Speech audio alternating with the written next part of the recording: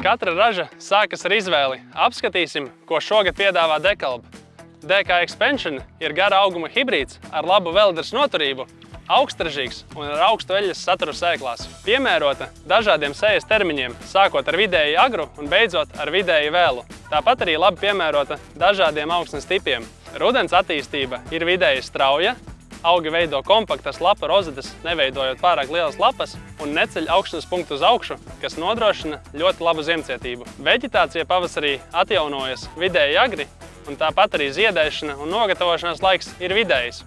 Viena no īpašībām, kas palīdz šķirnei Expansion uzrādīt labus ražas potenciālos, ir efektīva slāpekļu uzņemšana. Šī īpašība palīdz augiem veidot spēcīgāku sakņu sistēmu, kas stresa apstākļos no augsnes var paņemt vairāk barības elementus un nepieciešamības gadījumā šo uzņemto slāpekli patērēt maksimāli ražas veidošanai. Šai šķirnei ir RLM7 gens, kas nodrošina dubultu noturību pret krustdziešu stublāja puvi, un tāpat arī īpašība, kas ir visām Dekalb selekcijas šķirnēm, noturība pret fākstuņu atvēršanos.